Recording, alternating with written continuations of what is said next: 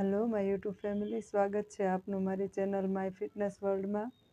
આજે આપણે જાણીશું કે વજન ઓછું કરવા માટે આગળ શું કરીશું. તો આજે હું તમને થોડું મોટિવેશન પહેલાં જણાવીશ કે ઘણીવાર એવું થાય છે કે આપણે થોડો ટાઈમ વજન નથી ઉતરતું તો તરત ડિમોટિવેટ થઈ જઈએ છીએ ને પછી આપણને એવું લાગવા લાગે છે કે હવે વજન ઉતરશે જ નહીં મારું. તો હું આપને જણાવવા માગું છું કે ફર્સ્ટ મંથમાં અને પહેલાં 2 મહિનામાં જલ્દીથી વજન ઓછું થતું નથી. પહેલો મહિનામાં તો વોટર ઇન્ટેકના લીધે થોડુંક વજન ઓછું પણ થઈ જાય છે, પણ જ્યારે બીજો મહિનો થાય છે ત્યારે આપણું વજન ધીરે ધીરે સાવ ઓછું થવાનું થઈ જાય છે અને ત્યારે આપણને એવું લાગે છે કે હવે આપણું વજન ઉતરવાનું બંધ થઈ ગયું છે અને નહીં ઉતરે હવે આગળ વજન એમ.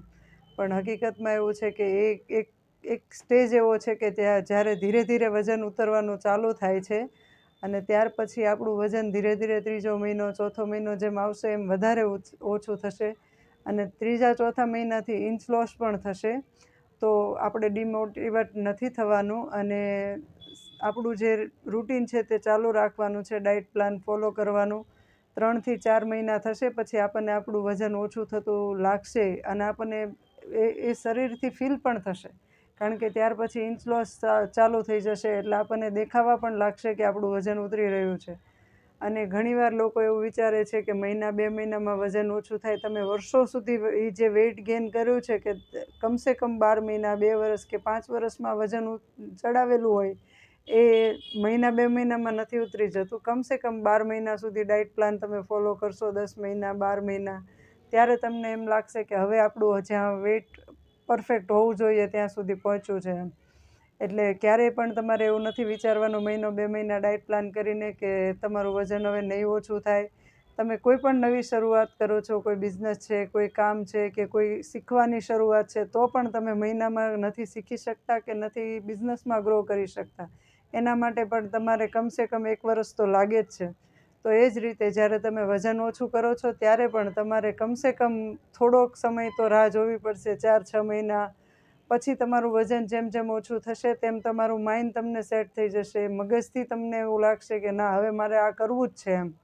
એટલા માટે થોડીક ધીરજ રાખીને ડાયટ પ્લાન જ્યારે તમે ફોલો કરો છો તો એનું રૂટીન એમનેમ સાચવીને લાંબો ટાઈમ સુધી તમે એ પ્રોસેસને ચાલુ રાખો.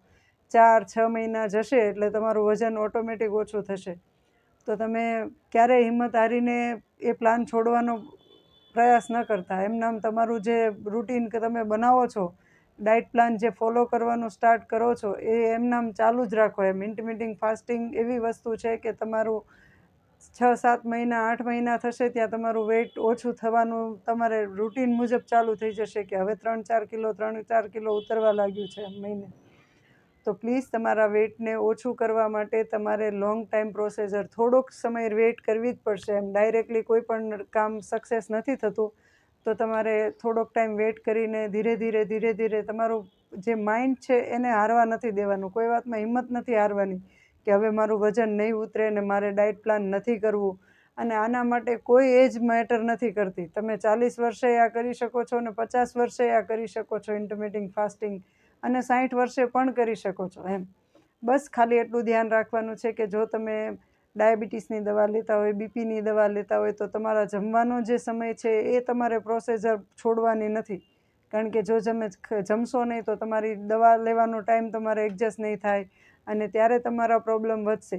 બાકી જ્યારે તમે દવા અને જમવાનું જે રૂટીન મુજબ લેશો ત્યારે કોઈ પ્રોબ્લેમ થવાની શક્યતા નથી. બસ ખાલી તમારે જમવાનું જે ટાઈમિંગ છે એ સેટ કરવાનો છે અને જમવાનું થોડુંક ઓછું કરી અને જે ભોજન તમને જે રોટલી છે, ચાવલ છે એ જ છોડવાનું છે. બાકી બીજું બધું જ તમે લઈ શકો છો. બસ જમવાનું ફેરફાર કરવાનો છે કે તમારે શું જમવું શું ન જમવું એ સમજવાની જરૂર છે. બાકી કોઈ જ પ્રોબ્લેમ નથી કે વેઇટ ઓછું નહીં થાય કે એવો બધા પ્રોબ્લેમ ક્યારેય નહીં થાય એમ. એટલે તમે માત્ર જમવામાં ધ્યાન આપજો કે જે રીતનું તમારે જમવાનું છે એ સમજવાનું છે બસ. કે તમારે કઠોળ ખાવાના છે, ફ્રૂટ્સ ખાવાનું છે, એ બધું સમજવાનું છે. બાકી તમને કોઈ પ્રોબ્લેમ નહીં થાય, કોઈ પ્રશ્નો નહીં થાય કે તમારું વેઇટ ઓછું નથી થતું. એવા બધા ક્યારેય આગળ હિંમત હારવાની જ નથી. કેમ કે ક્યાંય પણ તમને ડાયરેક્ટ સક્સેસ નથી મળવાની. જ્યારે તમે હિંમત નહીં હારો અને સતત પ્રયાસ કરતા રહેશો ત્યારે જ તમને કોઈ પણ વસ્તુમાં સક્સેસ મળશે. એ જ રીતે વજન ઉતારવા માટે પણ તમારે પ્રયાસ સતત ચાલુ રાખવાના છે, ત્યારે તમે સક્સેસ સુધી પહોંચશો. એકદમ ક્યારેય નહીં પહોંચી જાઓ કે 1-2 દિવસમાં તમે એવું વિચારતા હોય કે મહિનામાં મારું વજન ઓછું થઈ જાય ને મહિનો ડાયટ પ્લાન કરવાનો છે. હકીકત એવી નથી. હકીકત એવી છે કે તમે જીમ જાઓ તોય ભલે અને ડાયટ પ્લાન ફોલો કરો તોય ભલે, કમસે કમ 10 મહિના, 8 મહિના, 12 મહિના એ તો લાગવાના જ છે. ક્યારેય તમને 2-3 મહિનામાં ક્યાંય સક્સેસ નહીં મળે. તો એ જ રીતે આપણે હિંમત હારીને છોડી દેવાનું નથી. ડાયટ પ્લાન હંમેશા ફોલો કરવાનું છે, ટાઈમ ટુ ટાઈમ. અને આજે હું તમને એક નવી વાત જણાવીશ કે મેં પણ જ્યારે ડાયટ પ્લાન કરતી હતી ત્યારે પણ એવું નથી કે મેં વીકલી ક્યારેય સારું જમી નથી કે ક્યારેય મીઠાઈ નથી ખાધી. હકીકત તો એ છે કે તમે 7 દિવસ ફાસ્ટિંગ કરો, પછી એક દિવસ એક ટાઈમ માટે થોડુંક ફાસ્ટિંગ બ્રેક થાય તો કોઈ વાંધો નથી. આપણે લંચ કે ડિનરમાં બહારનું જમવાનું છે કે પછી આપણે કોઈ પણ આપણને ભાવતી વસ્તુ ખાઈ શકીએ છીએ. એક ટાઈમ મીઠાઈ ખાવાની ઈચ્છા થઈ તો એ સમયમાં આપણે એ પણ એડ કરી શકીએ છીએ. પણ માત્ર વીકમાં એક ટાઈમ આપણી પસંદનું જમવાનું છે. બાકી આપણે ફાસ્ટિંગની જે રીતના રૂલ્સ છે એ જ રીતના જમવાનું છે, કે એમાં જે જમવાનું લઈએ છીએ એ જ રીતના જમવાનું ચાલુ રાખવાનું છે. મંથલી આપણે 2 કે 3 વખત બહારનું જમતા હોય કે પછી બહાર જવાની ઈચ્છા હોય કે પછી બહારનું કોઈ પણ વસ્તુ ખાવાની ઈચ્છા હોય તો મહિનામાં 2 થી 3 વખત તમને તમારી ભાવતી વસ્તુ, કોઈ પણ વસ્તુ જે તમને બહુ અતિ પ્રિય છે ને તમે છોડી નથી શકો એમ, તો મહિનામાં 2 વખત તમે એ લઈ શકો છો. લંચ કે ડિનરની સાથે જ્યારે જમવા બેસો ત્યારે તમે એ વસ્તુ ખાઈ શકો છો. અને બહાર ખાવાની ઈચ્છા હોય તો બહાર જઈને જમી શકો છો. એમાં કોઈ જ પ્રોબ્લેમ નથી. પણ મંથલી 2 વખત જ, એથી વધારે નહીં. જ્યારે આપણે ફાસ્ટિંગ ટાઈમનું જોતા હોઈએ ત્યારે આપણે જમવાનું પણ એટલું જ જરૂરી છે કે તમે શું જમો છો ને શું નહીં. અને વાત રહી ઇન્ટરમિટિંગ ફાસ્ટિંગની, તો એ તો તમને બધાને હવે ખબર પડી જ ગઈ છે. તમે મારા આટલા વિડીયો જોઈ લીધા છે એટલે કે શું જમવું શું ના જમવું. તે છતાંય હવે આપણે વાત કરીએ કે ફ્રૂટ્સમાં જેટલા બી ફ્રૂટ્સ ખાઈએ છીએ એને પ્રોપર ફ્રૂટના વેમાં જ લેવાના છે. ક્યારેય જ્યુસ બનાવીને નથી પીવાનું. એ જ રીતે ચા કોફી આપણે ક્યારેય દૂધવાળી નથી લેવાની કે ખાંડવાળી નથી લેવાની. બ્લેક ટી કે બ્લેક કોફી તમે પી શકો છો. આ ફાસ્ટિંગ જ્યારે તમારે જમવાના ટાઈમમાં ચાલે છે ત્યારે તમે ચા કોફી લઈ શકો છો દૂધવાળી, અને દૂધ પણ પી શકો છો જો તમને દૂધ ભાવતું હોય તો કાચું, બરાબર.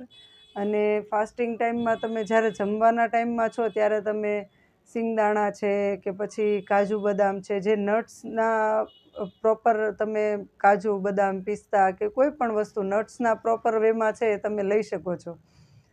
એ જ્યારે તમે ચા કોફીના ટાઈમમાં 4 વાગે 5 વાગે ત્યારે તમે એક મુઠ્ઠી નટ્સ છે, સિંગદાણા છે કે પછી ફ્રૂટ છે, કોઈ પણ વસ્તુ તમે લઈ શકો છો.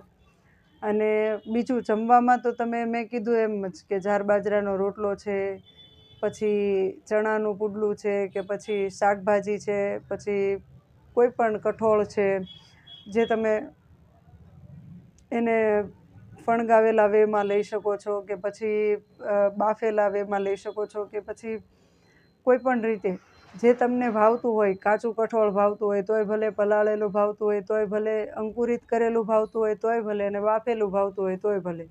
તમે બધી જ રીતે એને લઈ શકો છો. એની ચાટ બનાવી શકો છો, ટમેટો ડુંગળી કે પછી લીંબુ નિતારીને એ રીતે તમે ખાઈ શકો છો. ફ્રૂટ પણ તમે બધી જ રીતે ખાઈ શકો છો. પછી કાચા સલાડ તમે ખાઈ શકો છો. બસ બહુ બને ત્યાં સુધી શુગરવાળી વસ્તુ નથી ખાવાની. કોઈ પણ વસ્તુમાં જેમાં શુગર એડ કરેલી છે એ બહુ નથી ખાવાનું અતિશય.